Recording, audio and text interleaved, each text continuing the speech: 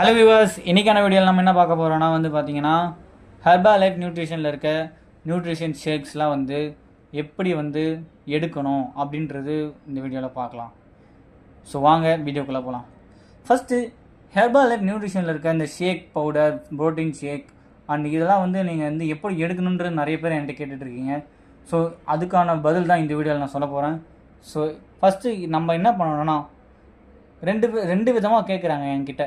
என்ன கேட்குறாங்கன்னா, first protein shake and ஷேக் மேட்லாம் மில்கில் எடுக்கலாமா இல்லை நார்மல் வாட்டரில் எடுக்கலாமா அப்படின்னு கேட்குறாங்க.